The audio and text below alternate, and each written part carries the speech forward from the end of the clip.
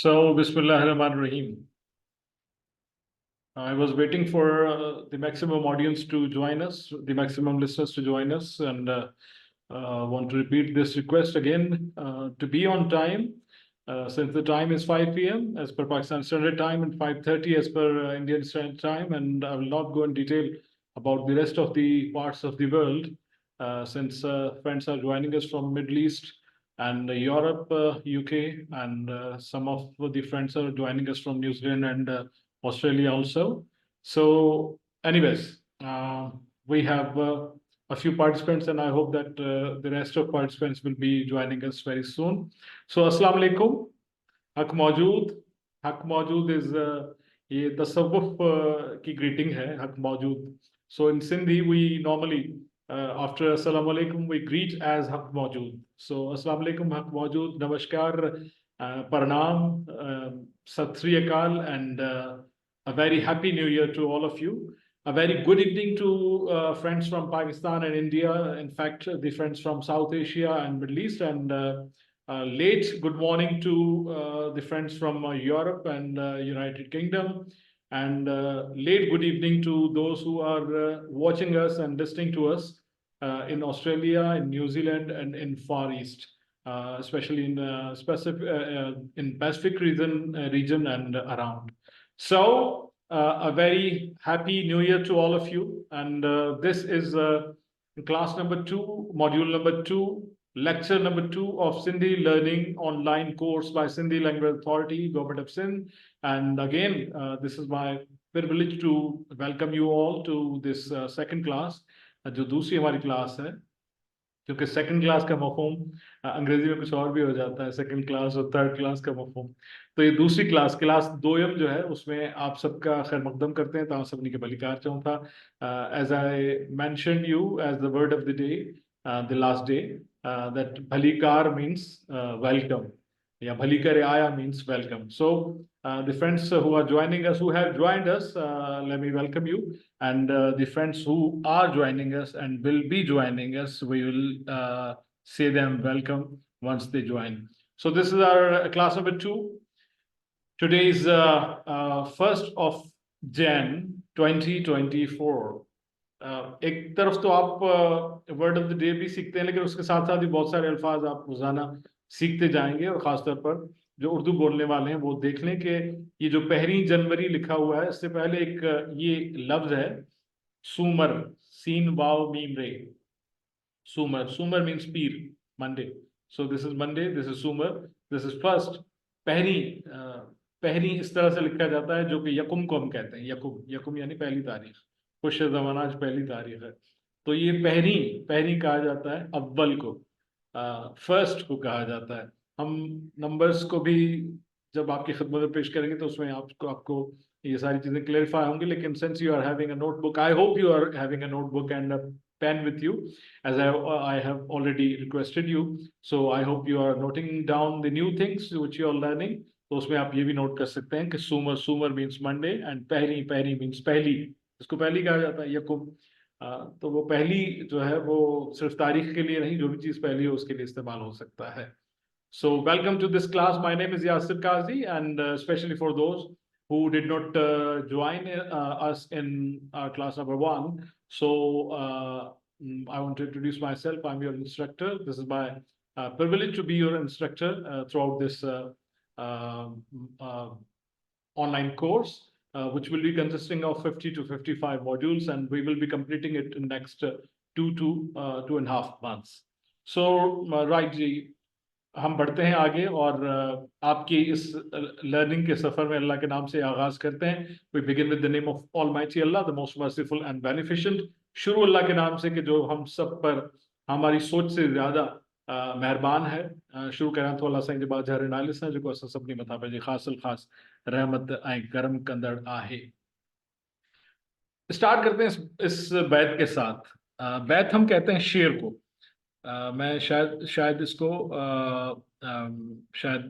आपके लिए ये थोड़ा सा इसको विजिबल बनाने के लिए जो बैत है, ये शायरी है शाह अब्दुल लतीफ भिटाई की, यानी जो जबान आप सीख रहे हैं उसके सबसे बड़े शायर हैं, इस लैंड के सबसे बड़े शायर हैं।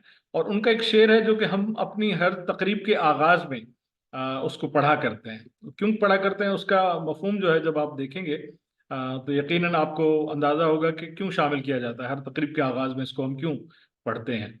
मैं इसलिए भी इसको पढ़ रहा हूँ ताकि शामिल कर रहा हूँ, और कोशिश करूंगा कि अपनी आइंदा क्लासेस में भी शामिल करता रहूँ। कि इसका मफहूम बड़ा आसान है, यानी अगर आप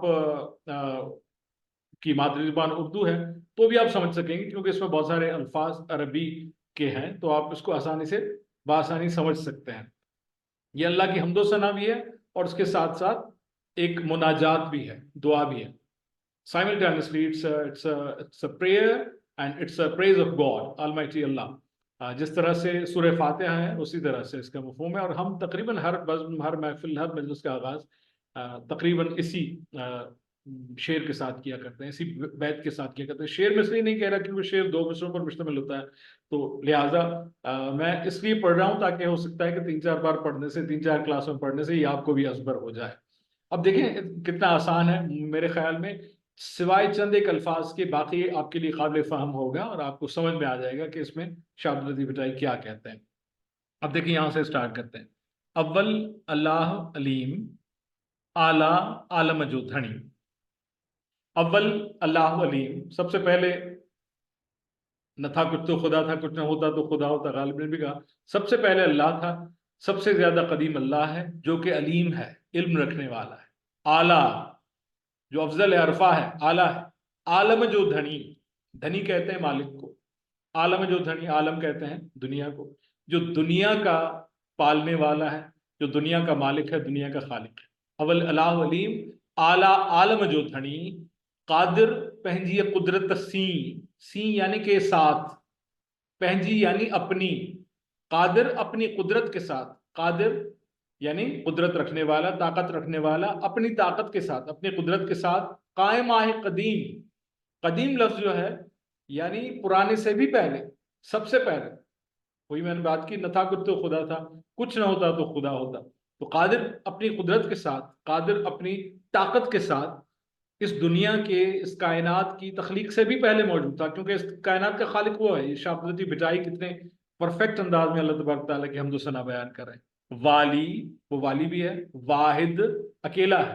कुल हु अल्लाहु अहद, अल्लाह का जो तर्जुमा है उसी की तफसीर है। वाली, वाहिद, वहदहू, वाहिद भी है और वहदहू भी है। राजिक, रब, रहीम, राजिक भी है, रिस्क देने वाला भी है, रब है, मालिक है, रहीम है, रहम करने वाला है। चौथे मिसरे पर आते हैं। सो सारा, सो यानी वो, सो का तर्जुमा सिंधी में वो, सो सारा है, सारा है यानी सराहो, उसी को सराहो। सो सारा है सच्चो धनी, जो सच्चा धनी है। धनी अगेन आ गई बात, यानी जो किसी रेवड़ को संभालता हो, सिंधी में रेवड़ को धन कहते हैं, और रेवड़ को चलाने वाला जो चरवाहा है उसको धनी कहते हैं। सो सारा है सच्चो धनी, उसका मतलब यह है कि बहुत सारी मखलूकात को पालने वाला, बहुत सारी मखलूकात को हाँकने वाला, पालने वाला। ऊपर ये बयान करते आए ऊपर वाले 4 मिसलों में कि वो राजिक भी है, रिस्क भी देता है, पालता भी है, कादिर भी है। तो ये चौथे मिसरे में ये कह रहे हैं कि सो सारा है, उसी को सराहो, सच्चो धनी, जो सच्चा धनी है, जो सच्चा मालिक है, जो सच्चा खालिक है। चई हमद हकीम, उसी हिकमत वाले, हकीम यानी हिकमत वाला, हकीम यानी हिकमत वाला, उसी हिकमत वाले की हमदो सना करते हुए उसको सराहो। आखिरी सत्र, आखिरी मिसरा। करे पाण करीम, जो करीम है वो खुद ही अपने कारनामे अंजाम देता है। और कौन से कारनामे अंजाम देता है? इस सत्र का ये जो आखिरी हिस्सा है ये समझने से ताल्लुक रखता है। जोड़ों, जोड़ा उर्दू में कहते हैं जोड़ों, जोड़ों यानी दो दो करके पैदा की हर चीजें। जोड़ों, जोड़, जोड़ मीन्स ये पूरी जो सृष्टि है, पूरी कायनात है, इसकी इसकी जो खलकत है, इसकी जो तख्लीक है, इसकी जो जोड़ है, उसको इस तरह से जोड़ा है कि जोड़े से जोड़ा है। जहान जी, जोड़ों जोड़ जहान जी, यानी इस जहान की जो उसने तख्लीक की है वो जोड़े जोड़े की सूरत में की है, जो कुरान पाक भी कहते हैं। तो कितना ही परफेक्ट एक हमद है अल्लाह तबारक ताला की। मैंने सोचा कि आप आज आपके साथ शेयर करूं, और इसलिए भी शेयर करूं कि ये हमारे जो दोस्त who belong to Sindhi language, who has Sindhi their first language, they all know that this is the very first verse of the first chapter of the poetry of Shah Abdul Latif Bhitai, who is the greatest poet of this land, of this language which you are going to learn. So अब इसको जगह पाठ सिंधी में जो ना बैत सजो करे पढ़ाऊं, यानी समझने के बाद अब पूरा जब आप पढ़ते हैं रवानी के साथ उसका मजा आता है। तो मैं एक एक सत्र करके पढ़ता हूँ। अवल अलाह अलीम आला आलम जो धनी कादिर पंजी कुदरत सी कायम आहे कदीम वाली वाहिद वहदहू राज़िक रब रहीम सो सारा सचो धनी चई हमद हकीम करे पाण करीम जोड़ऊं जोड़ जहान जी। सो इसी खूबसूरत आगाज के साथ एक बार फिर मैं सिंधी लैंग्वेज अथॉरिटी की जानिब से once again let me say you happy new year, and with this cordial wish from all of us, the team Sindhi learning course, we are wishing you that this year should be bright for you in every mean, and especially in the mean of learning, since you are on this ship of learning, and there's a new journey, of course, there's a new experience for the most of you. आप में से बहुत सारों के लिए नया तजुर्बा है, और नई जबान जब आप सीखते हैं, बल्कि नई कोई भी चीज सीखते हैं, तो एक जहन में एक ताज़ा हवा का झोंका आता है, और उसको वेलकम करना चाहिए हर किसी को। और मुझे उम्मीद है कि आप वेलकम कर रहे हैं और खुश असलूबी के साथ आप इस सफर में, ये एक नए साल के साथ एक नई चीज है जो लर्निंग आपकी जर्नी है, और मुझे उम्मीद है कि आपको पूरी जिंदगी कहीं ना कहीं किसी न किसी अंदाज में काम जरूर आएगी। तो happy new year to all of you. और जिस तरह से हमने ये रिवायत की बुनियाद डाली है, सबसे पहले हम आज का लफ्ज सीखते हैं, word of the day. Let me clear you again कि इस एक लफ्ज के अलावा पूरी क्लास में आप बहुत सारे अल्फाज नए नए सीखते हैं, लेकिन ये एक लफ्ज अपनी जगह पर, ये सेगमेंट हमने एक अलग से रखा है कि जिसमें आप एक लफ्ज इसमें तो सीखेंगे ही सीखेंगे, इसके अलावा भी बहुत सारे अल्फाज सीखेंगे। पहली स्लाइड से आपने देखा, जिन्होंने पहली स्लाइड में हमें ज्वाइन किया था दोस्तों ने, तो आपने देखा कि जो मैंने आपको बताया सूमर और पहरी, मैंने दो अल्फाज आपको बताए। तो these were the two words, Soomar means Monday and पहरी मीन्स पहली, यानी फर्स्ट। वैसे तो हम दिनों के नाम, महीनों के नाम, उसके हवाले से भी मुख्तलिफ रंगों के नाम, सब्जियों के नाम, फलों के नाम, ये भी ऐसा ऐसा सीखते जाएंगे। और आखिर में हम एक सेगमेंट रखेंगे जिसमें कोई भी एक चीज हम चूज करेंगे, कोई भी एक कैटर हम चूज करेंगे, and we will be revealing their names in Sindhi so that you may note it down and you may use it, right? So starting from word of the day, कोशिश होती है कि जो word of the day हो वो relevant हो with the day, the day we are living। तो जो भी दिन हो उसी की relevance से अगर हो तो मजा आता है, उस लफ्ज को सीखने में मजा आता है। तो आज का लफ्ज मैं आपको सिखाऊंगा उर्दू में जिसको आप कहते हैं मुबारकबाद, इंग्लिश में जिसे आप कहते हैं कॉन्ग्रेचुलेशंस। उसको वैसे सिंधी में मुबारक भी कह सकते हैं, जैसे इस स्लाइड में आप देखें 9 साल मुबारक लिखा हुआ है, ये मुबारक लिखा हुआ है, मुबारक सिंधी में भी इस्तेमाल होता है, क्योंकि बहुत सारे अरबी और फारसी के अल्फाज इस्तेमाल होते हैं सिंधी में, जैसे कि मैंने आपको बताया। बल्कि हमारा जो स्क्रिप्ट है, जैसे मैंने आपको पहली क्लास में बताया था, लास्ट क्लास में, कि वो पर्शियो अरबिक है, तो बहुत सारे अल्फाज जो हैं गो के उर्दू जितने नहीं है, लेकिन बहुत सारे अल्फाज अरबी और फारसी के सिंधी में भी हैं। तो मुबारक भी इस्तेमाल कर सकते हैं, लेकिन प्योर लफ्ज अगर आप मुबारक के लिए सिंधी का इस्तेमाल करना चाहते हैं, दैट इज वाधायूं। वाव अलिफ, उसके बाद धाल, इसको धाल या धे कहा जाता है। जिस तरह से उर्दू में दाल और हे के इम्तजाज के साथ, कॉम्बिनेशन के साथ एक मुरक्कब हर्फ बनता है, तो हमारे यहाँ एक ही उसका हर्फ है। उर्दू में मुरक्कब हर्फ दाल और हे को मिलाकर ध की प्रोनाउंसिएशन होती है, लेकिन सिंधी में ध अलग है। दाल के ऊपर, उर्दू वाले दाल के ऊपर इस तरह से दो नुक्ते जिस तरह से दिए हुए हैं, तो ये ध बन जाता है, ध।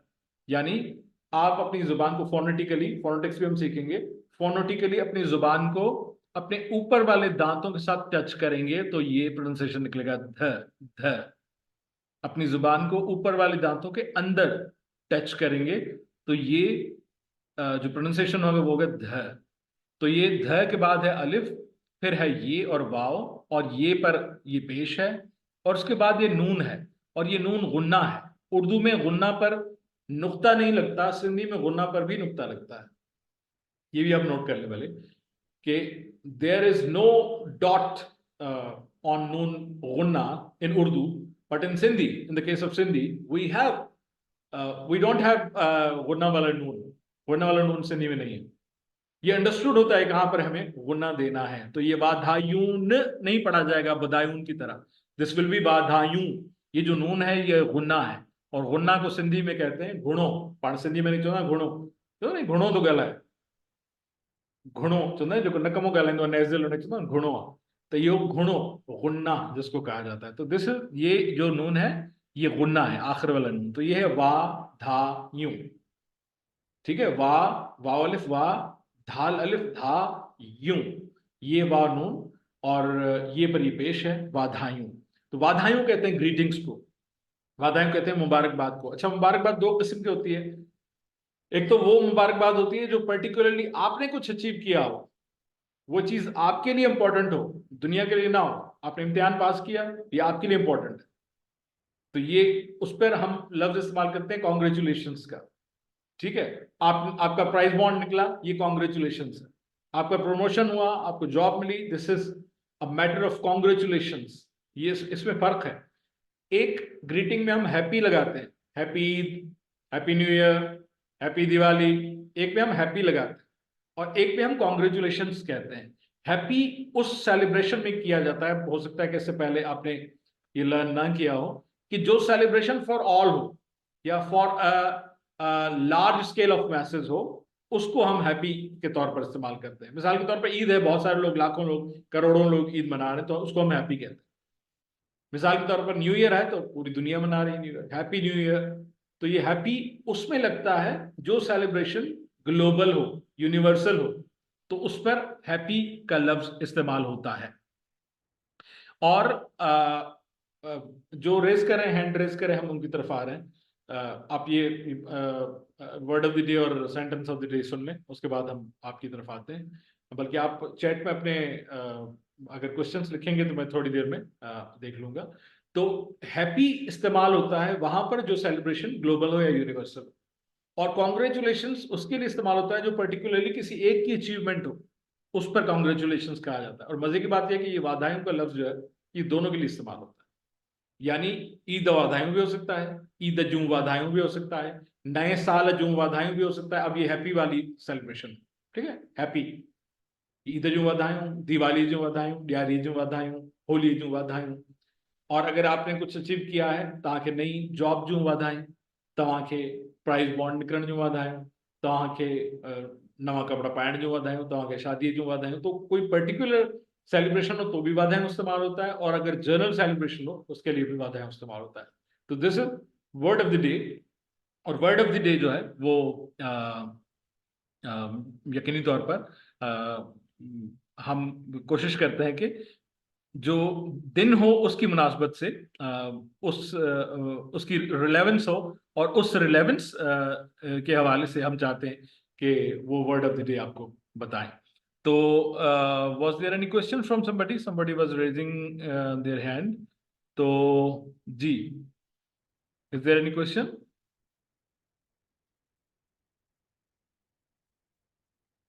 Okay जी, now we are moving towards जी. सर मेरा क्वेश्चन ये था कि जलील जो साहब, मोहम्मद जलील साहब. मोहम्मद जलील अर्ज कर रहा हूँ. जी सर, जी जी सर. जलील साहब जी फरमाइए. सर ये बधाइयों जो है ये है इंडिविजुअल के केस में, और जो हैप्पी है वो जॉइंटली है. अगर एक से ज्यादा लोग हैं तो फिर होगा नहीं वाधायूं, इस तरह का. नहीं वाधायूं में प्लूरल और सिंगुलर का कोई उसमें नहीं है. वाधायूं itself is a plural word. यानी वाधायूं अगर उसको सिंगुलर करेंगे तो वाधाई हो जाएगा. वाधाई मीन्स एक मुबारकबाद, वाधायूं मीन्स बहुत सारी मुबारकबादें. लेकिन लेकिन it has nothing to do with the individual you are greeting. वो एक है या दो है या 1,00,000 है, आप वाधायूं ही कहेंगे. यानी आप एक बंदे को विश कर रहे हैं तो भी वाधायूं कहेंगे, पूरी कौम को विश कर रहे हैं तो भी वाधायूं ही कहेंगे. तो ये इज इट क्लियर? अच्छा, ये सर ये सॉर्ट ऑफ ग्रीटिंग वर्ड है जो कि एक पूरा बधाइयों ही बोला जाएगा. जी हाँ, बिल्कुल. लेकिन इटसेल्फ जो है ये प्लूरल है. यानी अगर आप सिंगल सर. मुबारकबाद देंगे तो कहेंगे वाधाई. वाधाई भी कह सकते हैं आप. जिस तरह से आपने हिंदी में सुना होगा बधाई, बधाई हो जी, बधाई, बधाई हो.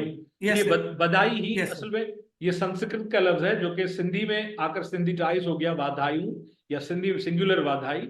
लेकिन it has nothing to do with the person you are greeting, whether he is one or she is one or two or three or a nation or the whole world, आप वाधायूं ही कहेंगे. So it has nothing to do with the plural or singular of the person you are referring to, but itself ये जो वाधायूं का लफ्ज है ये plural. Thank you, sir. Welcome, sir. Moving forward to the sentence of the day, अजुजो जुमलो. So अजुजो जुमलो is आज का जुमला क्या है? वाधायूं का हमने जिक्र किया तो उसी को आगे बढ़ाते हैं. नए साल अजू वाधायूं, जैसे जलील साहब ने फरमाया, तो नए साल अजू वाधायूं, जैसे मैंने कहा कि ये जनरल सेलिब्रेशन के लिए भी होता है और इंडिविजुअल पर्टिकुलर सेलिब्रेशन के लिए भी होता है. तो नए साल अजू वाधायूं, जैसे मैंने मिसाल के तौर पर कहा, ईद अजू वाधायूं, होली अजू वाधायूं, ॾियारी अजू वाधायूं. जूं का मतलब है की. जूं, द ट्रांसलेशन ऑफ वर्ड जूं जो ये लिखा हुआ है इसका मतलब है की. नए साल यानी नए साल की, वाधायूं मीन्स मुबारकबाद.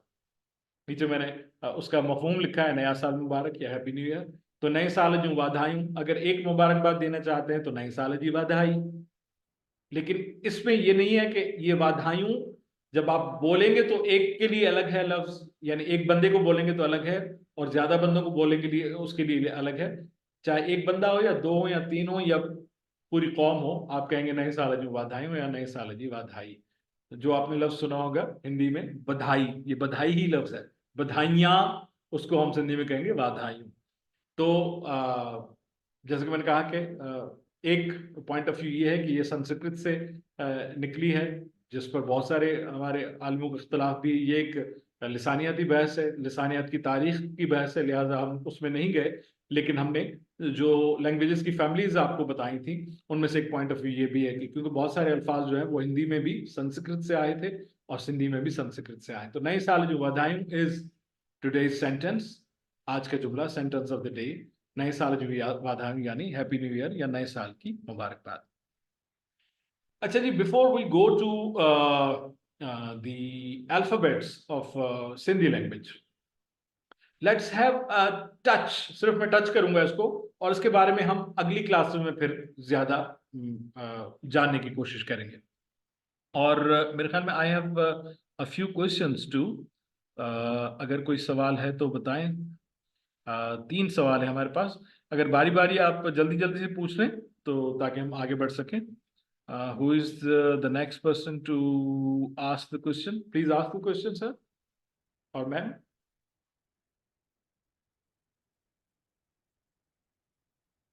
प्लीज अनम्यूट योरसेल्फ, जो भी सवाल करना चाहते हैं unmute yourself and ask the question.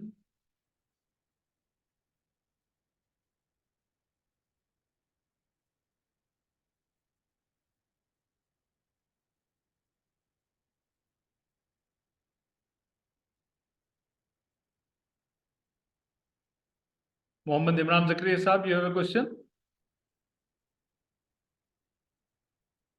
Mohammad Imran Zakaria sahab, you have a question? Please unmute yourself and ask the question, or otherwise we will be having questions in the last. Should we move forward? Okay. ये sir बिल्कुल. जूं का मतलब sir ये for, बोली जूं महारतों, for language, for या बोलिए जूं महारतों मीन्स की. मैंने पहले बताया नए साल जूं वाधायूं की. की, ठीक है. इस मतलब मिसाल के तौर पर हम कहते हैं कि मेरे बेटे की, मेरे बेटे का इम्तिहान, मेरे बेटे की चाबी. अब ये की जो है ना, की लफ्ज, इसका मतलब है बोलिए जूं महारतों यानी जुबान की महारत है. ठीक है, लैंग्वेज स्किल्स. राइट. तो बोलिए जूं महारतों, कोई भी लैंग्वेज सीखते हैं, दुनिया की कोई भी लैंग्वेज सीखी जाए तो उसके ये 4 मेन उसके स्किल्स होती हैं जो कि सीखना जरूरी होती है. गो के इसमें से जाती तौर पर मैं एक को स्किल नहीं मानता, एक को कनेक्टेड स्किल मानता हूं दूसरों के साथ. ये जो 3-4 हैं इंटरनेशनली पूरी दुनिया में, चाहे कोई जुबान आप सीखें, मुश्किल तरीन सीखें या आसान तरीन जुबान सीखें, उसकी 4 स्किल्स होती हैं सीखने की. एक होती है, प्लीज म्यूट योरसेल्फ. मैं सबसे गुजारिश करूंगा काइंडली म्यूट कर दें. एक होती है लिसनिंग स्किल. सबसे पहले you have a question sir? Yes, sir. Ask me sir. Sir, sir, can we say as a happy for you instead of congrats? Sorry. happy for you instead of congrats. No, that depends. What is the occasion you want to greet? Uh, as you say, for individual, No, we individual, okay, can say say ठीक है, for लेकिन मैं वो है क्या, मतलब occasion क्या है जो आप ग्रीट करना चाह रहे हैं? वो कोई जनरल ओकेजन है या particular individual occasion? only for individual. तो उसमें क्या कह Can रहे हैं we आप, say क्या that? समझ?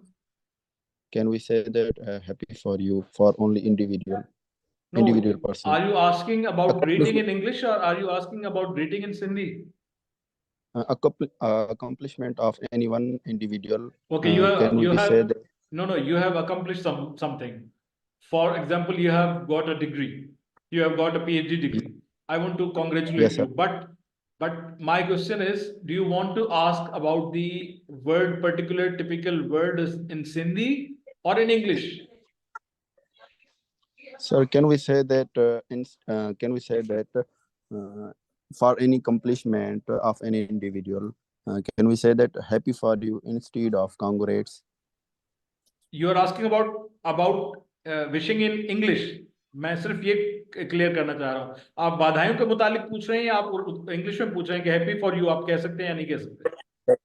Yes, sir. Difference in English. In English, yes, you can say happy for you. Happy for you आप किसी भी खुशी के लम्हे के लिए कह सकते हैं, चाहे वो छोटे से छोटी खुशी हो, लेकिन आप उसके लिए कह सकते हैं. You can say. Okay. Okay. Okay, sir. Thank you. Welcome. Thank okay जी, हम आते हैं लैंग्वेज स्किल्स पर. बोलिए जो महारत हो. अब लैंग्वेज स्किल्स में ये 4 स्किल्स होती हैं, चाहे दुनिया की कोई भी जुबान सीखे. आप सिंधी सीखने जा रहे हैं तो भी जाहिर है कि ये 4 स्किल्स आपके लिए हैं. और सबसे पहला स्किल जो है, सबसे पहली स्किल जो है, बहुत सारे अंग्रेजी के अल्फाज के लिए सोचना पड़ता है कि ये मुज़क्कर है या मुअन्नस है, नई एल्बम आई है या नया एल्बम आया है, छोटी सी कमर्शियल ब्रेक है, छोटा सा कमर्शियल ब्रेक है. टेलीविजन पर बड़ा कंफ्यूजन होता है. बहुत सारे लोग कहते हैं, हमारे सीनियर्स कहते हैं कि ये छोटा सा कमर्शियल ब्रेक है, कोई कहते हैं छोटी सी कमर्शियल ब्रेक है. तो अंग्रेजी में थोड़ा सा ये मुगालता रहता है. बहरहाल, तो ये 4 स्किल्स हैं जो जुबान की महारत हैं. उसके हवाले से पहली है लिसनिंग. अब यहाँ पर भी देखें 4 वर्ड्स ऑफ द डे आ रहे हैं आपके लिए. लिसनिंग यानी सुनने को कहा जाता है सिंधी में बुधण. ठीक है, बुधण, लिसनिंग. दूसरी है राइटिंग. तीसरी है पढ़न यानी रीडिंग. राइटिंग को लिखण कहा जाता है, टू राइट, तहरीर करना. ठीक है, रीडिंग को पढ़न कहा जाता है. और स्पीकिंग यानी गालहण. 4 महारतें होती हैं. आप किसी जुबान को सुनते हैं, उसको लिखते हैं, बल्कि लिखने से पहले पढ़ना जानते हैं, पहले सुनते हैं. ठीक है, ये स्किल है कि आप गौर से सुनेंगे और सुनने के बाद यानी ग्रीन के बाद आप नीचे आ जाएं. जब आप गौर से सुन सकेंगे तो आप अच्छी तरह से बोल सकेंगे. फिर उसकी स्किल है जो आप लेफ्ट पर देख रहे हैं ब्लू में, यह है रीडिंग. जब आप रीड करना जानोगे तो आप लिखना भी जानोगे. ठीक है, तो ये 4 स्किल्स हैं जो कि इंटरकनेक्टेड हैं.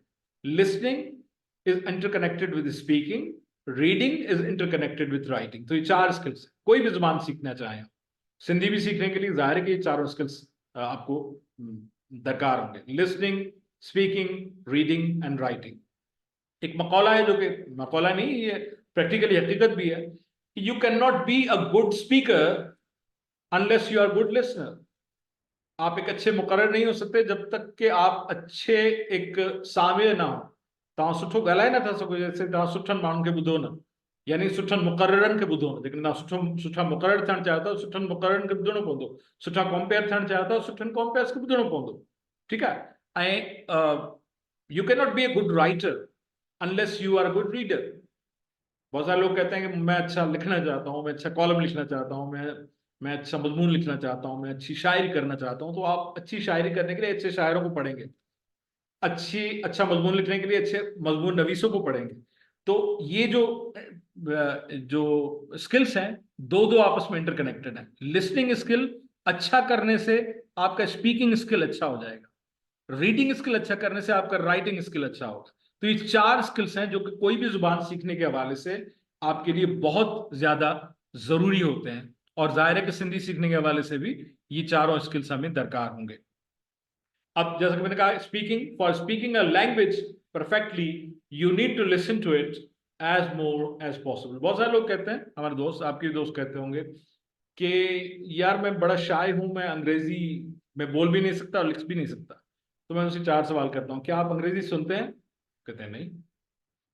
भाई आप या तो फिल्म्स देखें या तो अंग्रेजी में बुलेटिन सुने, बीबीसी सुने, आप सुनते हैं नहीं। क्या आप अंग्रेजी पढ़ते हैं? नहीं पढ़ते भी नहीं। क्या आप, जब आप अंग्रेजी पढ़ते नहीं हैं तो आप लिखना कैसे आपको आएगा? जब आप अंग्रेजी सुनते नहीं है तो बोलना कैसे आएगा? तो फॉर स्पीकिंग, अच्छा बोलने के लिए, फॉर स्पीकिंग अ लैंग्वेज, कोई भी लैंग्वेज हो, चाहे आप चाइनीज सीख रहे हो, जर्मन सीख रहे हो, स्पेनिश सीख रहे हो, फ्रेंच सीख रहे हो, अंग्रेजी सीख रहे हो, अमेरिकन इंग्लिश सीख रहे हो, ब्रिटिश इंग्लिश सीख रहे हो, for speaking a language perfectly you need to listen to it as more as possible. जितना ज्यादा हो सके और जितना अच्छा बोलने वाले, यानी सही बोलने वाले, उसके सही तलफ्फुज के साथ बोलने वाले जो मुकर्रर हैं उनको सुन।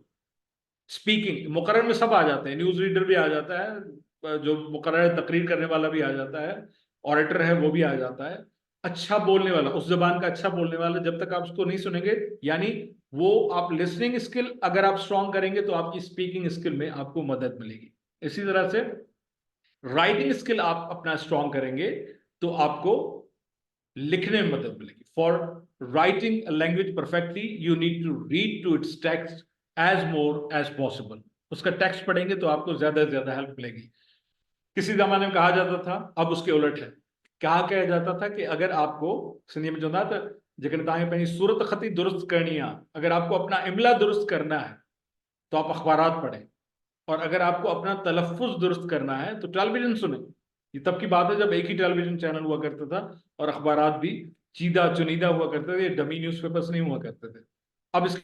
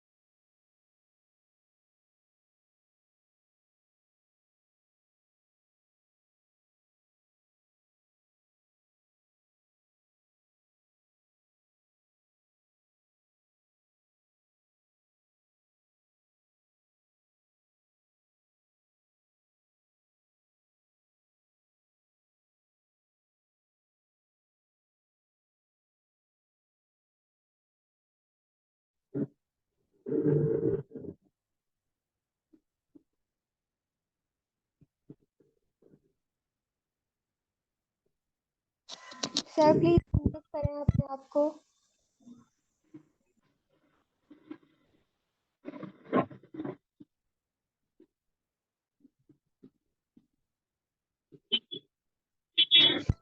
Sir please unmute.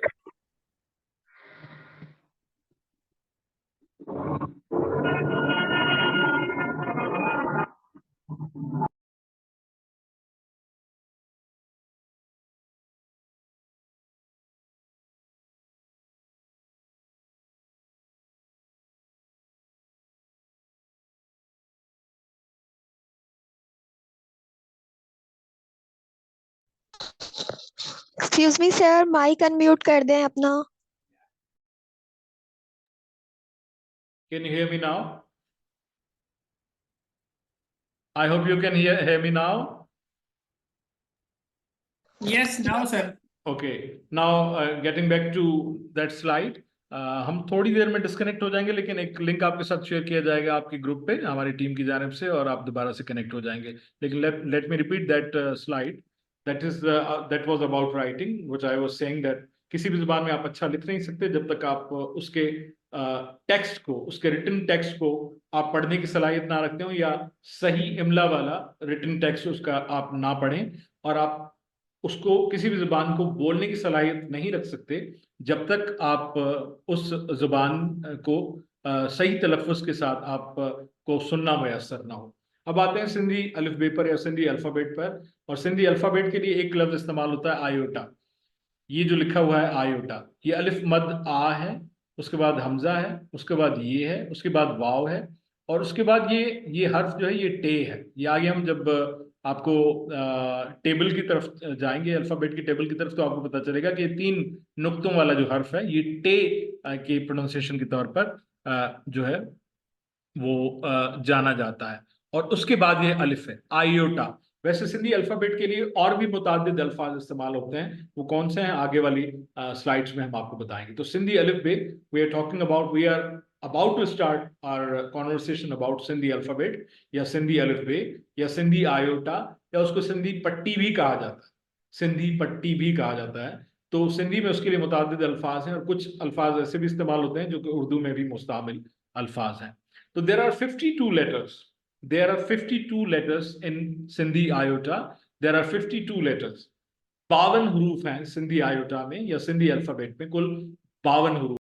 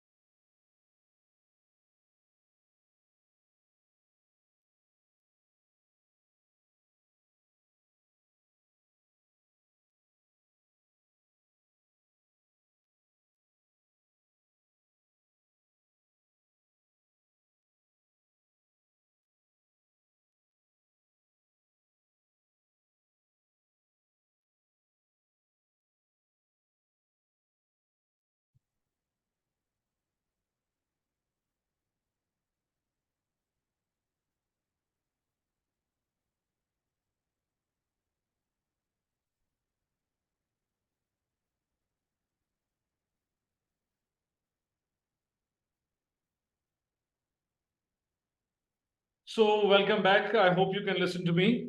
We are starting from the slide where we left. We were talking about the number of letters in Sindhi iota and Sindhi alphabet. जे मूं तव्हांखे ॿुधायो त सिंधी अल्फाबेट जे लाइ मुख़्तलिफ़, मतलब अल्फाबेट लफ्ज़ जे लाइ मुख़्तलिफ़ लफ्ज़ इस्तेमाल थींदा आहिनि। जैसे अल्फाबेट कहा जाता है उस टेबल को जिसमें हरूफ तहजी, किसी भी जुबान के हरूफ तहजी जिस टेबल में होते हैं उसको अल्फाबेट कहा जाता है। उसके लिए टिपिकली पर्टिकुलरली सिंधी में अल्फाज हैं, और उनमें से जो सबसे ज्यादा लफ्ज इस्तेमाल होता है वो आयोटा का लफ्ज इस्तेमाल होता है। जैसे कि मैंने पहले आपको बताया, ये अलिफ मद है, उसके बाद हमजा है, ये है, वाव है। सिवाय इस हर्फ के बाकी तमाम हर्फ जो हरूफ जो हैं इस लफ्ज के आपके लिए काबिल फहम होंगे, खासतौर पर मेरे उन दोस्तों के लिए कि जिनकी फर्स्ट लैंग्वेज उर्दू है। ये भी टे लफ्ज इस्तेमाल होता है, इसका प्रोनाउंसिएशन आपके लिए मानूस है, लेकिन इसकी शक्ल थोड़ी सी आपके लिए नई होगी। यानी हम जिस तरह से ते लिखा जाता है, ते तारे वाले ते, उसमें नीचे एक नुक्ता लगा देते हैं, तो ये टे का जो है प्रोनाउंसिएशन बनता है। तो आयोटा, सिंधी आयोटा में कुल 52 हरूफ हुआ करते हैं। बहुत सारे लोग हरूफ की तादाद देखकर डर जाते हैं कि इतनी बड़ी टेबल जो है वो उसको याद करना, ज़ाहिर है कि तमाम हरूफ के प्रोनाउंसिएशन हैं और उनको याद रखना है किसको किस तरह से प्रोनाउंस करना है, क्योंकि कोई भी जबान जो है वो लिखने के लिहाज से तो उसका इमला होता है, लेकिन बोलने के लिहाज से फोनेटिक्स काम आती है।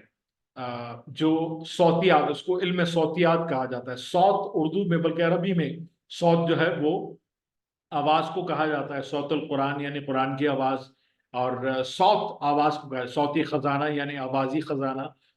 तो सौतियात जो है यानी आवाजों का इल्म, किसी भी लफ्ज को या हर्फ को कैसे प्रोनाउंस किया जाए उसके लिए जो लिंग्विस्टिक ऑर्गन्स होते हैं इंसान के मुंह में लिंग्विस्टिक ऑर्गन्स होते हैं, कौन कौन से इस्तेमाल होते हैं, कहाँ तालू इस्तेमाल होगा, कहाँ दांत का ऊपर वाले दांतों का अंदर वाला हिस्सा इस्तेमाल होगा, कहाँ नीचे वाले दांतों का अंदर वाला हिस्सा इस्तेमाल होगा, कहाँ तालू का सेंटर इस्तेमाल होगा, कहाँ उसकी चोटी इस्तेमाल होगी, कहाँ जुबान का दरमियानी हिस्सा इस्तेमाल होगा, कहाँ जुबान की चोटी इस्तेमाल होगी। ये इसको फोनेटिक्स कहा जाता है, और हम फोनेटिकली भी सिंधी को बोलना सीखेंगे, क्योंकि अगर आपको एक सिंधी में लफ्ज है व्यंजन आ गया, अगर आपको रिदम आ गया अल्फाज का, और फिर किसी भी जुबान को अल्फाज को अदा करने का तरीका अगर आपको आ गया, तो फिर कोई भी जुबान आपके लिए मुश्किल नहीं होती सीखना।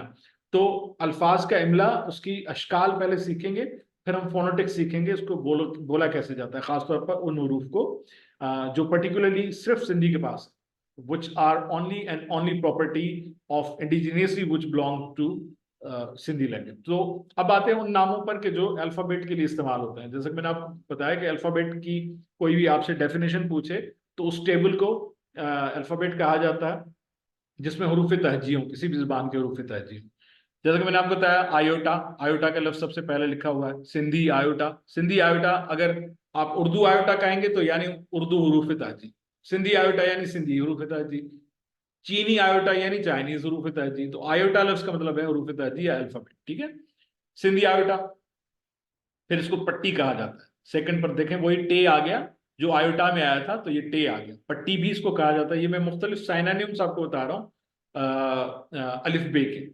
जैसे यहाँ साइड में अलिफ बे लिखा हुआ है सिंधी अल्फाबेट की जगह पर, तो इनमें से कोई भी लफ्ज अगर इस्तेमाल हो हमारे आइंदा लेक्चर्स में तो आपको कंफ्यूज नहीं होना, आप समझें कि हम अल्फाबेट के हवाले से ही बात कर रहे हैं। सिंधी आयोटा या सिंधी पट्टी या अलिफ बे, खाली अलिफ बे भी हम कहा करते हैं। जिस तरह से अंग्रेजी में उर्फ आम में कहते हैं भाई तुम्हें एबीसी याद है, एबीसी का मतलब ये कि तुम्हें अंग्रेजी के हरूफ तहजी याद है। तो सिंधी में भी, उर्दू में जैसे कहते हैं भाई अलिफ बे याद है तुम्हें, तुम्हें तो अलिफ बे भी नहीं आती। वो अलिफ बे वहां पर उसकी मुराद होती है कि किसी भी चीज, किसी भी हुनर का की बुनियाद ही नहीं आती।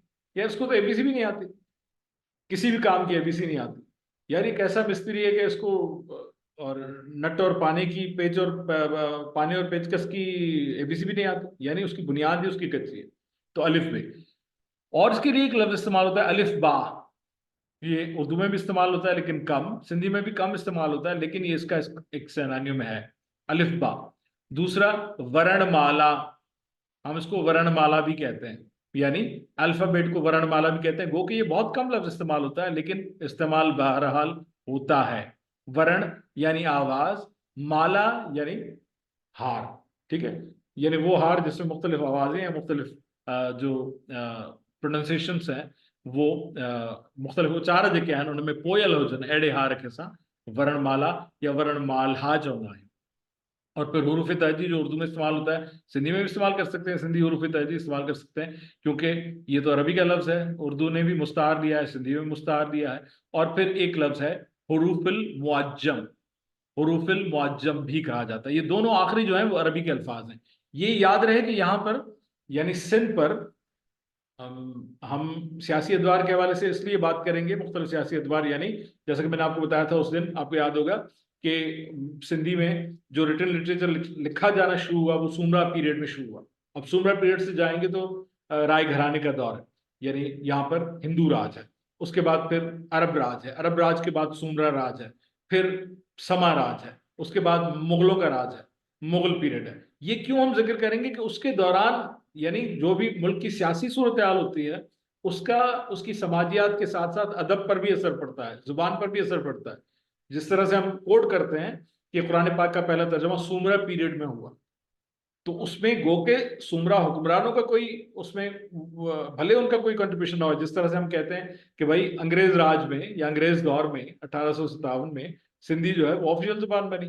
पहले लेक्चर में हमने कहा था, अगर आप पहले लेक्चर में नहीं थे, आपने रिकॉर्डिंग में सुना होगा, तो अदवार का बहुत बड़ा इसमें अमल दखल है। ये क्यों बता रहा हूँ कि यहाँ पर अरब ने कब्जा किया और यहाँ पर सैकड़ों साल हुक्मरानी की, तो जाहिर है कि जब वो यहाँ पर रहे तो कुछ अल्फाज यहाँ से लेकर गए, हमारे यहाँ से लेकर गए, कुछ अल्फाज वहाँ के छोड़ गए। तो इसलिए अरबी का जो असर है, उसके लहजे का असर सिंधी जुबान पर है। ऐं वो अणट रहा छाकाणि तो उनखां सवाइ उहे हिते रहिया त उनजो असर रहियो। मिसाल के तौर पर मैं आपको बताऊं, for example there is a word in Arabic which is called सूम। ये अभी याद आया, वरना मैं इसकी स्लाइड भी इसमें इंक्लूड करता। सूम, स्वाद वाव मीम, जैसे जिस तरह से रोजे को सौम कहा जाता है ना, उसी तरह से पेश के साथ सूम लिखा जाता है। वो कहते हैं लहसन को, लहसन को सूम कहते हैं अरबी में, और सिंधी में पाण सिंधी में उनखे थूम चवंदा आहिनि। लहसन को सिंधी में थूम कहा जाता है। अब ये अरब जब यहाँ पर आया तो कुछ अल्फाज यहाँ से लेकर गया जो कि यहाँ की लोकल लैंग्वेज के थे, तो उनमें ये सूम भी शामिल है, थूम भी शामिल है। तो इस तरह से बहुत सारे अल्फाज जो है वो अंग्रेजी में भी सिंधी के शामिल हुए, अंग्रेजी के सिंधी में शामिल हुए, उर्दू में शामिल हुए। तो इस तरह से क्योंकि अंग्रेज का यहाँ पर राज रहा, तो जब किसी की हुकूमत होती है तो उस हुकूमत के दौरान मुख्तलिफ पॉजिटिव और नेगेटिव चीजें होती हैं जो चाहे या ना चाहे कबूल करनी पड़ती हैं और जुबानों को भी कबूल करनी पड़ती हैं। तो लिहाजा ये आखिरी जो दो नाम है हरूफ तरजी या हरूफुल मुअज्जम आप कहेंगे, ये तो अरबी के अल्फाज हैं। अरबी के अल्फाज इसीलिए ही हैं कि अरबी का असर रहा, इन्फ्लुएंस रहा, क्योंकि अरब ने यहाँ पर कब्जा किया और यहाँ पर हुकूमत की एक अरसा। ये एक ओवरव्यू आप देख लें सिंधी अल्फाबेट्स का, ये 52 हरूफ जो हैं, ओवरव्यू देख लें। वैसे एक एक हर्फ पर हम बात करेंगे, अलग अलग से बात करेंगे, लेकिन एक ओवरव्यू देख लें। ठीक है, मैं एक सिंपल इसको रीडिंग दे देता हूँ। ये अलिफ है। बहुत सारे हरूफ ऐसे हैं जो उर्दू में भी हैं, सेम है। इसमें कुछ हरूफ ऐसे हैं जो एज इट इज उर्दू, फारसी, अरबी में सेम है और सिंधी में सेम है। कुछ हरूफ ऐसे हैं जिनकी आवाजें सेम है लेकिन शक्ल मुख्तलिफ। तो ये जहन में आपको रहना चाहिए। ये मैं एक सिंपल रिव्यू दे देता हूं इसका, एक रिवीजन दे देता हूं, उसके बाद एक एक हर्फ पर हम अलग अलग से बात करेंगे ताकि उसको समझने की कोशिश करें। और फिर जब हम फोनेटिक्स में जाएंगे तो जाहिर है कि उसकी फोनोलॉजी पर ज्यादा हम जोर देंगे, उसकी सौतियात पर। दिस इज अलिफ, आप सब जानते हैं। और रविशंकर पांडे जी शायद ना पहचान पाए क्योंकि उनके लिए स्क्रिप्ट मुश्किल होगा। वो अगर देवनागरी स्क्रिप्ट में लिखा होता तो वो पहचान जाते हैं। लेकिन रवि जी कोशिश करें कि आप इनमें से जितने अल्फाज जो हैं, हरूफ जो हैं, वो आप कर सकें, बाय हार्ट कर सकें। अलग अलग से भी हम बात करेंगे, लेकिन मैं एक सिंपल रिव्यू दे रहा हूँ उसका। अलिफ, दिस इज अलिफ। सेकंड वन, दिस इज बे। दिस इज बे, बे, जिसमें दोनों होंठ मिलते हैं, बे, और होंठों के दरमियान से एक ब्लो निकलता है, एयर का ब्लो निकलता है। और बे से हटकर, क्योंकि बे में सिर्फ होंठों का मिलना जरूरी है, लेकिन बे में उस ब्लो का निकलना भी जरूरी है कि जिससे बे बे बन जाए, बे। ये इंडिजीनियस सिंधी का जो है वो हर्फ है। और इसका प्रोनाउंसिएशन भी, ये इसकी शक्ल भी और इसका प्रोनाउंसिएशन भी ना अरबी के पास है, ना फारसी के पास है, ना उर्दू के पास है।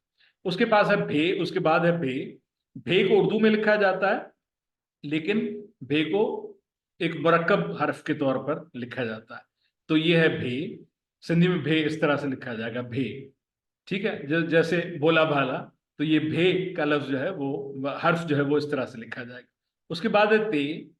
ते तारा, जिस तरह से तारा, तुम्हारा, तेरा, तो ये ते है।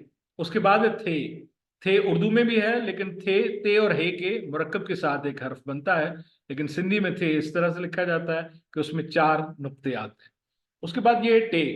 टे उर्दू में भी है, अरबी में नहीं है, लेकिन ये टे जो है वो उसकी शक्ल सिंधी में अलग है। There is a different shape in Sindhi which is written this वे।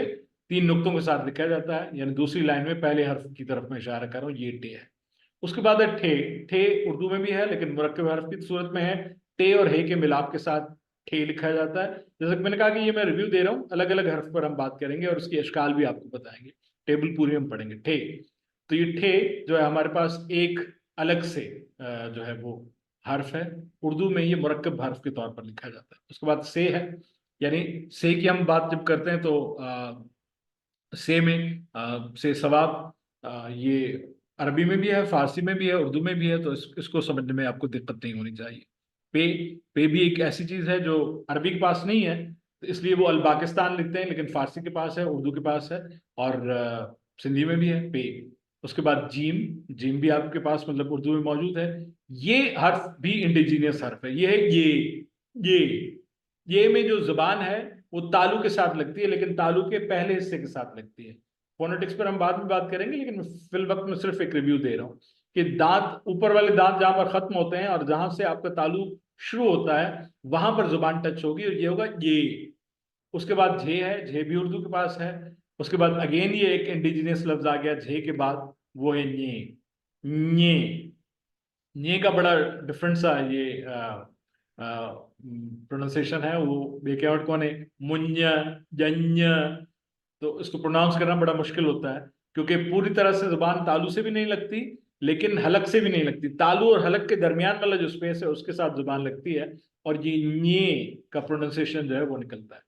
चे अरबी में नहीं है, ठीक है, लेकिन फारसी और उर्दू में दोनों में है, सिंधी में भी है। चे, छे, छे उर्दू में मुरक्कब हर्फ है, यानी चे और हे के मिलाप के साथ लिखा जाता है। सिंधी में इंडिविजुअल एक ही हर्फ है। उसके बाद है हे। हे यानी हलीम वाली है, ठीक है। दो किस्म की है और वही दोनों किस्म की है जो है वो सिंधी के पास भी है उर्दू के पास भी है, तो इसको समझने में कोई आपको दिक्कत नहीं होगी। खे उर्दू के पास है, दाल उर्दू के पास है, धे या धाल ये उर्दू के पास है, लेकिन मुरक्कब हर्फ की सूरत में दाल और हे के मिलाप के साथ लिखा जाता है। सिंधी में अलग से दाल के ऊपर दो नुक्ते जब लगाए जाते हैं तो ये धाल बनता है। ये फिर एक मुश्किल प्रोनाउंसिएशन वाला हर्फ है, डाल। डाल अगेन तालु के साथ जुबान लगेगी, लेकिन एक पर्टिकुलर अंदाज में। वो किस अंदाज में, वो जब हम फोनेटिक्स पढ़ेंगे तो आपको बताएंगे। डाल या डे, ठीक है। इसको इसके लिखे हुए अल्फाज जितने भी हैं वो उर्दू में जब अदा होते हैं तो उसकी जगह पर इसके नेमल बदल के तौर पर डाल इस्तेमाल किया जाता है, लेकिन सिंधी में इसका प्रोनाउंसिएशन कुछ और है। डाल या डे ये उर्दू में भी है, और आपको पता है किस तरह से लिखा जाता है, उसकी शक्ल अलग है। यानी दाल के ऊपर एक तुर्रा लगता है, सिंधी में दाल के नीचे एक जबर लग जाती है, तो ये डाल बन जाता है। उसके बाद हम आगे बढ़ेंगे, ये ढे है, और ये ढे वही है कि जो आपके यहाँ यानी उर्दू में डाल के साथ हे के मुरक्कब हर्फ के साथ बनता है, हमारे यहाँ इंडिविजुअली एक पूरा हर्फ है, ढे या ढाल। उसके बाद जाल है, जिससे जरखेज लिखा जाता है, तो ये जाल भी उसी शेप में है, रे उसी शेप में है। रे इस्तेमाल होता है, यानी केमाड़ी जिस तरह से लिखा जाता है, बंदर रोड से केमाड़ी, मेरी चली रे घोड़ा गाड़ी, बाबू हो जाना फुटपाथ पर। लेकिन रे में रे के ऊपर तुर्रा लगता है, और सिंधी में रे के ऊपर 4 नुक्ते लग जाते हैं, 4 dot. There are 4 dots on रे और रे, एंड दिस इज रे। तो ये रे के बाद जो है वो डे आता है, और फिर जे की शक्ल वही है जो उर्दू में है, सीन की शक्ल वही है जो उर्दू में है, शीन की शक्ल वही है जो उर्दू में है, स्वा, जुआ या स्वाद और ज्वाद दोनों वही अशकाल हैं जो उर्दू में है, तुए और जुए दोनों वही अशकाल हैं जो उर्दू में है, और ये अरबी में भी हैं और ये फारसी में भी हैं, तो ये कॉमन हरूफ है।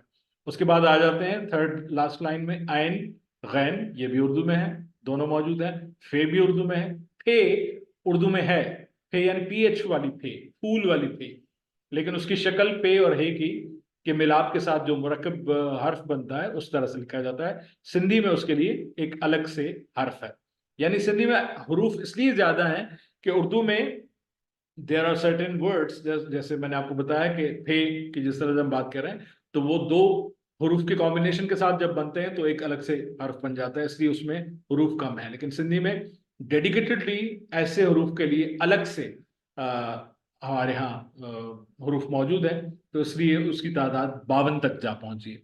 तो ये फे है, फूल वाली फे, ठीक है, फफूंदर वाली फे। तो ये फे इस तरह से लिखी जाती है कि फे के साथ 3 नुक्ते ऐड कर लिए जाते हैं, 2 नुक्ते ऊपर 2 नुक्ते नीचे, तो ये फे बन जाती है। उसके बाद काफ, कलम वाली काफ, ये उर्दू में भी है। ये है जैसे उर्दू में किताब वाली काफ होती है, लेकिन किताब वाली काफ की तरह हम खे लिखते हैं जो नीचे आता है।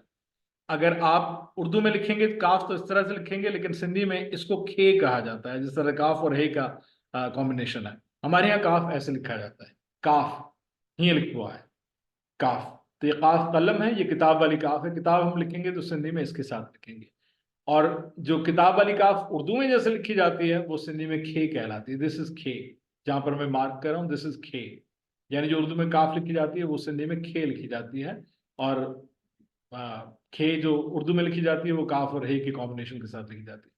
उसके बाद गाफ है, गाफ या गे इस्तेमाल होता है, दोनों उर्दू में भी इस्तेमाल होते हैं। ये अगेन एक इंडिजीनियस सिंधी का अपना एक हर्फ है, गे। गे तो इसमें भी जो जुबान को आजाद छोड़कर लहराना है तालू और दांतों के दरमियान, किस तरह से ये हम तफसील में जाएंगे। ये गे है, उसके बाद घे है, और फिर अगेन ये एक मुश्किल प्रोनाउंसिएशन है, बल्कि सबसे ज्यादा मुश्किल प्रोनाउंसिएशन एक इसका है ञे का, और दूसरा है ञे का। ये एक गुन्ना प्रोनाउंसिएशन है, अगेन घुणो प्रोनाउंसिएशन है, देखो नक्कमन निकल ञे ञे। इसमें भी जुबान को कहीं टच नहीं करना, लेकिन ये नाक से निकलने वाली आवाज है, नेजल वॉइस। फोनेटिकली इसको नेजल वॉइस कहते हैं, घुणे जो उच्चार है, दिस इज कॉल्ड गुन्ने वाला तलफ्फुज। तो ये ञे है जो प्योरली नाक से निकलने वाली आवाज है। इसके बारे में तफसील से हम आगे बात करेंगे। फिर लाम है, लाम एज इट इज जो है आखिरी हरूफ तकरीबन वही है जो फारसी में है, और कुछ उनमें से अरबी में भी है, और लाम अरबी में भी है, फारसी में भी है, उर्दू में भी है, सिंधी में भी है। मीम है, मीम चारों जुबानों में है, नून है चारों जुबान में, णूण नहीं है, या णे या णूण। असां वटि ईअं फ़र्क़ु हूंदो आहे न, उत्तर सिंध में कुझु पढ़ायो वेंदो आहे, लाड़ में विचोले में कुझु पढ़ायो वेंदो आहे, थोरो फ़र्क़ु हूंदो आहे हिन पढ़ाइण जे लिहाज़ खां। के उस्ताद णूण वण करे पढ़ाईंदा आहिनि, के णे वण करे पढ़ाईंदा आहिनि। तो ये णे जो उच्चार आहे, यानी नून और ड़े के कॉम्बिनेशन को, आप नून और ड़े को आपस में मिलाएं तो जो कॉम्बिनेशन बनता है वो बनता है ण। लाड़काणो, लाड़काणवा, सिंधी में उर्दू में इसको लाड़काना बोला जाता है, इंग्लिश में इसको लाड़काना लिखा जाता है, लेकिन सिंधी में इसके लिए लफ्ज है, हर्फ है, वो है ण, लाड़काणो। ठीक है, या सराइकी में भी इस्तेमाल होता है। सराइकी तो काफी जूनियर जुबान है, लेकिन उसके बावजूद उसमें सोनिया आपने लफ्ज सुना होगा। तो ये उर्दू में अगर सोनिया को बोलेंगे तो सोना बोलेंगे, सोहना, लेकिन सराइकी में और सिंधी में सोहना बोलेंगे। तो ये णूण जो है, वण, दरख्त को सिंधी में कहा जाता है वण, another word of the day. तो ये णूण है या णे है। तो ये नून और डे के कॉम्बिनेशन के साथ, यानी फोनोटिकली, लिखने में नहीं लेकिन फोनोटिकली नून और डे के कॉम्बिनेशन के साथ जो प्रोनाउंसिएशन निकलता है वो है णे। उसके बाद है वाव, वाव तो उर्दू में भी है, सब में है, अरबी में भी है, फारसी में भी है। हे की गो के शेप अलग है, उर्दू में अलग है, और अरबी में भी अलग है, फारसी में भी अलग है, यानी उसमें गोल हे आती है। हमारे यहाँ हे इस तरह से लिखी जाती है, सिंधी में हे इस तरह से लिखी जाती है। हमजा, गो के, हमजा एक ऐसा हर्फ है कि जिसके साथ शुरू होने वाला कोई भी लफ्ज नहीं है, लेकिन हमजा न जाने कितने अल्फाज को जोड़ने में, बनाने में मदद करता है। तो यकीनी तौर पर हमजे की बहुत बड़ी अहमियत है। हमजा की अहमियत हो या ना हो सियासी तौर पर, लेकिन हमजे की बड़ी अहमियत है। उसके बाद ये, अच्छा ये में फर्क ये है कि ये जो सिंधी और अरबी वाली ये है, उसमें दो नुक्ते आते हैं।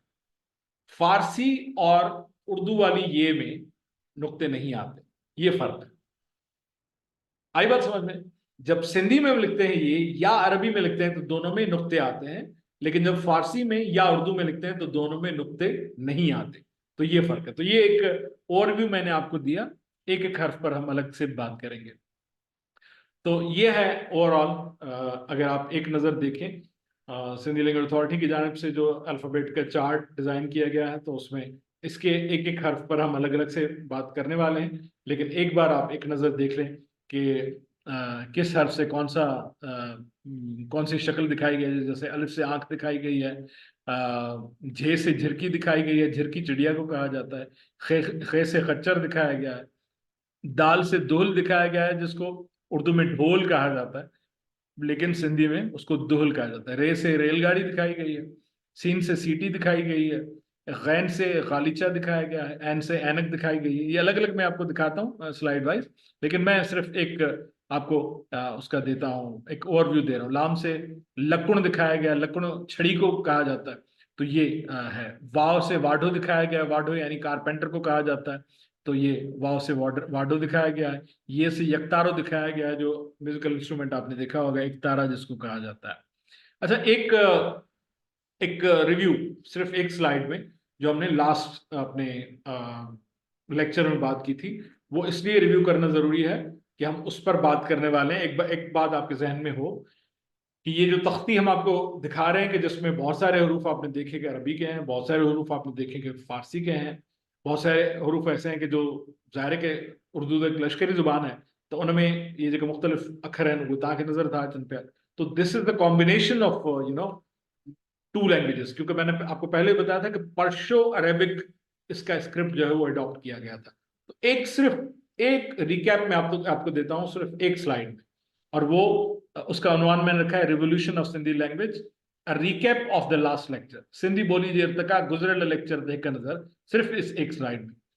पहले में क्या है, the zero point of Sindhi language as far as the known history is concerned is 2500 BC। पहली बात तो ये याद रखें कि हिस्ट्री की कोई भी जीरो पॉइंट नहीं होती। जीरो पॉइंट उसको कहते हैं जहां से आपकी रनिंग स्टार्ट होती है। तारीख में हमेशा नॉन हिस्ट्री पर बात की जाती है कि अब तक कदीम तरीन कौन सी चीज है, और कल फिर रिसर्च होती है। रिसर्च को रिसर्च क्यों बोलते हैं? रिसर्च को रिसर्च इसलिए बोलते हैं, दोबारा सर्च करना, री यानी दोबारा, सर्च यानी ढूंढना। रिसर्च का मतलब ये होता है कि कोई भी चीज हरफे आखिर नहीं होती।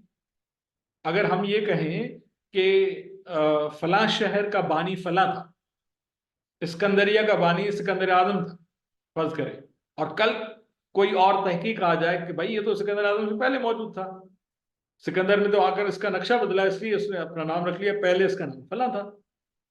आज की तारीख और तहकीक अगर कह रही है कि इसका नाम मंसूरा है, इस कैपिटल का नाम, साबिक capital, former capital of Sindh का नाम मंसूरा है, लेकिन फिर कोई रिसर्च कहेगी कि नहीं, मंसूरा से पहले भी ये शहर आबाद था लेकिन इसका नाम ब्राह्मणाबाद था। तो रिसर्च का मतलब होता है दोबारा सर्च करना। तो 0 पॉइंट का मतलब जो है पहली स्लाइड में, 0 पॉइंट मतलब ये कि अब तक की जो हिस्ट्री हमें मिली है उसके मुताबिक जो हमें सबसे कदीम शक्ल मिली है इस सरजमीन की जुबान की, जिसकी मौजूदा शक्ल सिंधी है, वो है इंडस स्क्रिप्ट। यानी इंडस स्क्रिप्ट इसकी कदीम तरीन शक्ल है। उसके बाद वो इर्तकाई मराहल तय करते हुए going through the various revolutionary stages, it has come to the current stage of Sindhi, जो आपके सामने है, जो कि अंग्रेज दौर में उसको अप्रूव किया गया। तो सिर्फ 3 पॉइंट्स आपको याद रखनी है। रिमाइंड करवाता चलूं कि इस खत्ते की जुबान जिस पर हमने बात की इंडस वैली सिविलाइजेशन की जो जुबान है, वो आज की मौजूदा सिंधी की जो सबसे कदीम शक्ल है, वो है इंडस वैली सिविलाइजेशन की जुबान, जिसको इंडस स्क्रिप्ट कहा जाता है, जो अभी तक पढ़ी नहीं जा सकी।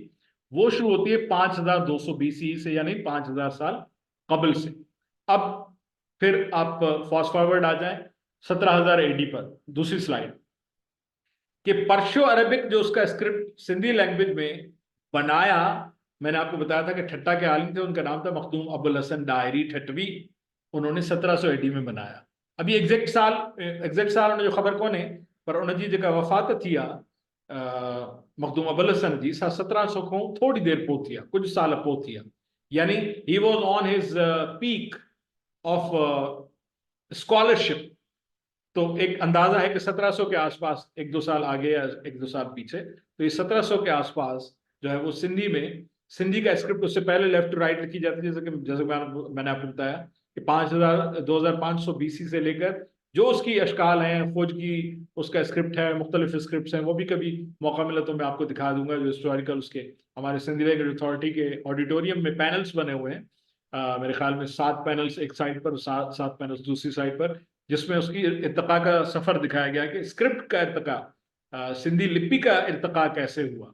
तो वो कभी आपको मैं दिखाऊंगा, लेकिन फास्ट फॉरवर्ड में आपको बताऊं कि 5200 BC के बाद जब उसका स्क्रिप्ट बनता है, when it's script of Perso Arabic style made by, introduced by, prepared by, created by Makhdoom Abul Hasan डायरी ठटवी इन 1700 AD, तो ये 300 साल 350 साल पहले की बात है। ठीक है, कलोड़ा दौर की बात है। अगेन कलोड़ा दौर की बात आ गई, यानी हम उस पॉलिटिकल दौर को भी याद करते हैं जिस पॉलिटिकल दौर में वो कारनामा हुआ है। फिर आप आ जाएं रिसेंट पास्ट में।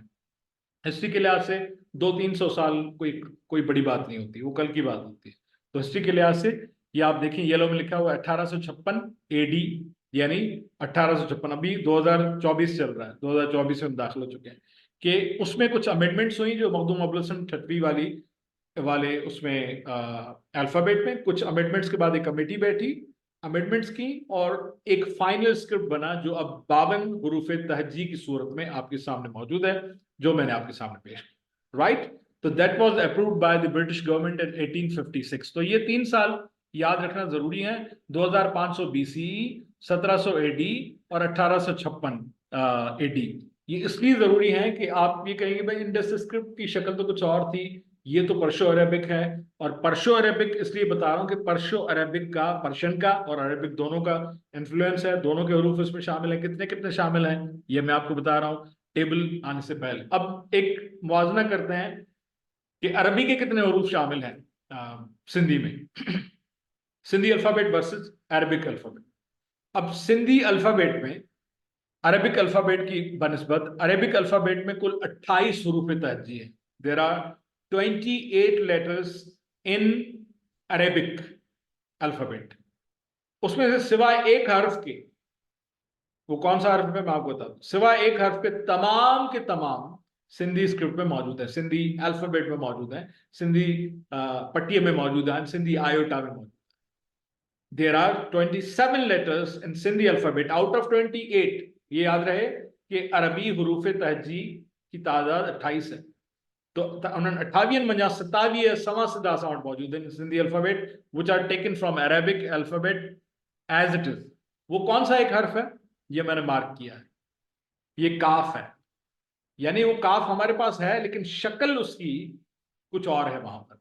जिस तरह से उर्दू और सिंधी में मुख्तलिफ है, सिंधी में जैसे खे लिखा जाता है, उर्दू में काफ लिखा जाता है।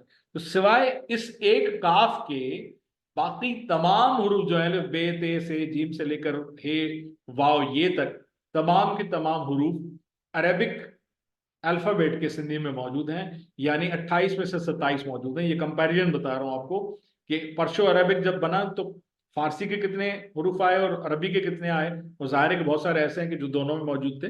तो ये थोड़ा सा कंपैरिजन इसलिए हो कि इसको कहा ही पर्शो अरेबिक स्क्रिप्ट जाता है, पर्शो अरेबिक स्क्रिप्ट में ये अल्फाबेट है।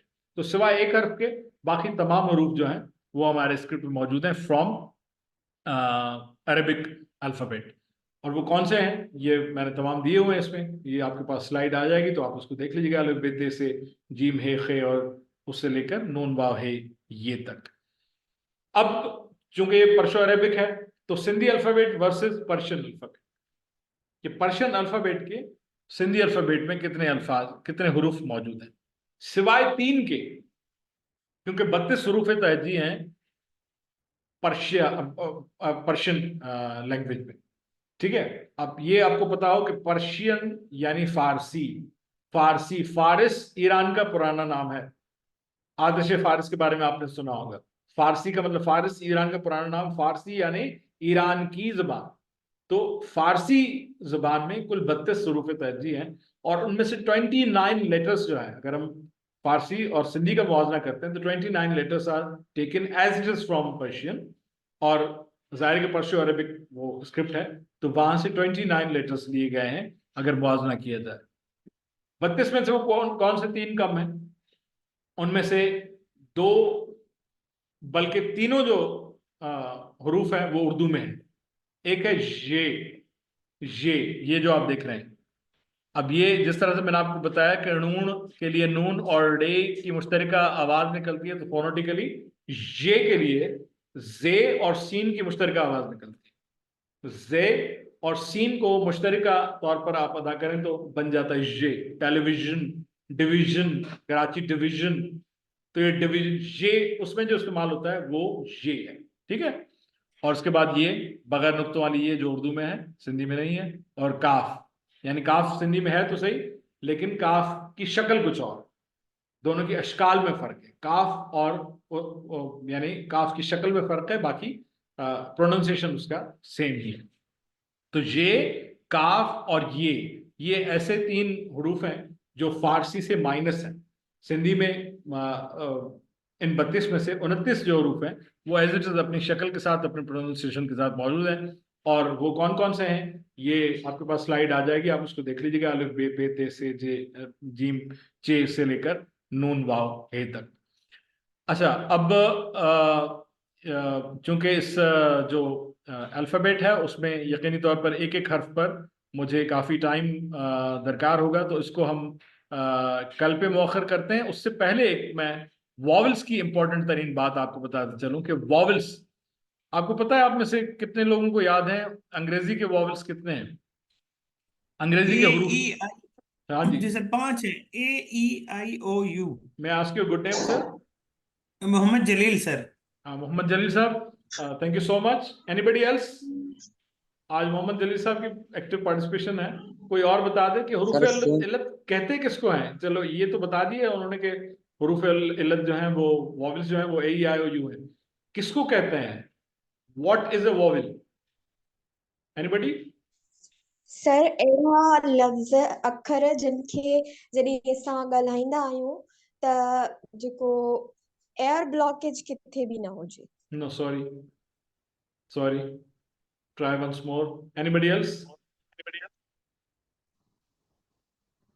Anybody else? What is a vowel? हुरूफ इल्लत, हुरूफ इल्लत किन को सर कहा वो जाता है? ये वो लफ्ज Please अल्फाबेट्स introduce होते हैं yourself first of all. जो हर माय सर नेम इज ये रबिया। वर्ड रबिया साहबा को बोलने दीजिए पहले सर। जी रबिया साहबा। यस सर, इसके बगैर कोई वर्ड नहीं बन सकता। Yes, exactly. जी दूसरे साहब जो बोल रहे थे sir, what's your good name? Sir Waqas Ali. जी वकास साहब क्या फरमा रहे थे आप? सर उहे वर्ड्स जेके कांस्टेंट हुजन, कांस्टेंट जो मतलब? साईं जैसा माना जीअं मैम ॿुधायो, न कांस्टेंट जो जीअं मतलब है मैम मुस्तकिल। तव्हां जी जी मुराद जेकॾहिं कॉन्सोनेंट आहे त कॉन्सोनेंट त वॉवल्स खां अलावा बाक़ी जेके अखर आहिनि उहे सभु कॉन्सोनेंट्स आहिनि, यानी वॉवल जो ज़िद आहे सर कॉन्सोनेंट। जेकॾहिं तव्हां कॉन्स्टेंट लफ़्ज़ था चओ त उहो हिकिड़ो ॿियो लफ़्ज़ आहे। जेकॾहिं तव्हां कॉन्सोनेंट था चओ पिया त उहो हुनजो मैम त सही ॿुधायो। जेकॾहिं तव्हां हुन सां सहमत आहियो त बिल्कुलु ठीकु आहे, मां तव्हांखे वज़ाहत कयां। Thank you so much for your जी जी पार्टिसिपेशन। तो सर पहिरें सेम, जी जी थैंक यू वेरी मच। जी जी फरमायो, तव्हां कुझु वधीक चवणु चाहियो था त ॿुधायो। न सर बस तव्हां कंटिन्यू कयो, थैंक यू। छो टाइम थोरो बचो आहे सर। हा थैंक यू। इन खां पहिरीं who was the lady before Rabia sahiba, may I ask your good name, त ख़बर पए त पार्टिसिपेट केरु केरु थो करे क्लास में।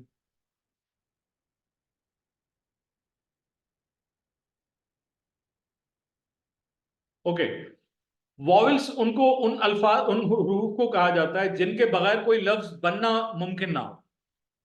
जिनके बगैर कोई लफ्ज ना बन सके उसको वॉवल कहा जाता है।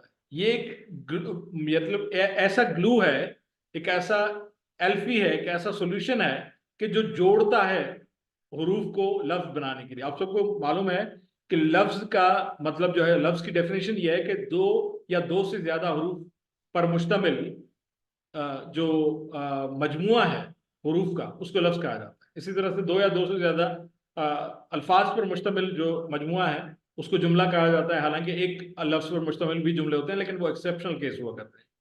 तो हुरूफ इल्लत, इल्लत लफ्ज की माना है आदत, जिसको उर्दू में लत के तौर पर भी इस्तेमाल, इसको तो लत लग गई है, ठीक है। तो इल्लत का मतलब है आदत बुनियादी तौर पर। तो सिंधी जबान में भी ऐसे हरूफ हैं, जिस तरह से अंग्रेजी में ए ई आई ओ यू है, तो सिंधी में भी ऐसे 3 हरूफ हैं कि जिनके बगैर कोई लफ्ज नहीं बन सकता। यानी वो हर लफ्ज में उनमें से कोई ना कोई एक एजेंट होना जरूरी है, एलिमेंट होना जरूरी है, वरना उसके बगैर लफ्ज का बनना मुमकिन नहीं है। हरूफ इल्लत अब 2 किस्म के हरूफ होते हैं, जैसे मेरे भाई ने बताया। एक होते हैं कॉन्सोनेंट्स। कॉन्सोनेंट जिद है इल्लत की, वॉवल्स की जिद है कॉन्सोनेंट। यानी बाकी सारे हरूफ जिनके बगैर कोई लफ्ज बन सकता है, जाहिर है कि उनसे बहुत सारे अल्फाज बनते हैं, लेकिन ऐसा नहीं है कि वो अगर ना हो तो कोई लफ्ज ना बने। उनको कॉन्सोनेंट्स कहा जाता है, यानी हरूफ सही कहा जाता है उनको, हरूफ सही। और वॉवल्स कहा जाता है हरूफ इल्लत को, जिनके बगैर कोई भी लफ्ज ना बन सके। यानी मैं आपको बताऊं, इल्लत के का मतलब है आदत, वो अल्फाज कि जिनके बगैर कोई लफ्ज ना बन सके, उहे अखर जिनका सवाइ को लफ्ज ठही न सके, उन्हनि खे हुरूफ इल्लत चइबो आहे। ऐं उहे हुरूफ सही खे मुतहरिक कंदा आहिनि, they move the original words और कॉन्सोनेंट वर्ड्स। सो वो अल्फाज के जिनके बगैर लफ्ज ना बन सके, उनको हुरूफ इल्लत कहा जाता है। तो हुरूफ इल्लत सिंधी में 3 है, और सिंधी में हुरूफ सही 49 है। देयर आर 49 हुरूफ सही consonants in Sindhi and 3 हुरूफ इल्लत, 3 vowels in Sindhi, which are अलिफ, वाव और ये। अलिफ, वाव और ये, ठीक है। ये आप नोट कर लें कि ये 3 हुरूफ इल्लत हैं जिनके बगैर कोई लफ्ज नहीं बन सकता। यानी इनमें से कोई ना कोई हर्फ होगा जब भी कोई लफ्ज बनेगा। एक्सेप्शनल केसेस उसके बावजूद भी हैं, लेकिन मोस्टली 99.99% अल्फाज नहीं बन सकते अलिफ, वाव और ये के बगैर, ठीक है। ये वॉवल्स हैं और इनको आप याद रखें, और इससे आगे हम कल का सबक जारी रखेंगे। और एक और चीज आखिर में बताते चलूं, जिसकी तफसील फिर अब मैं आपको कल बताऊंगा, क्योंकि हमने फोनोटिक्स के हवाले से आज बात की थी, जो बात की गो कि मुझे फोनोटिक्स पर आज बात नहीं करनी थी, लेकिन चूंकि we were talking about the pronunciation of various letters, तो मैंने आपको एक बात बताई। सिंधी फोनोटिक्स की एक और बात मैं आपको बताता चलूं, जिसकी तफसील कल बताऊंगा। हेडलाइन आज बता देता हूं, खबर की सुर्खी, कल मैं इसकी तफसील बताऊंगा।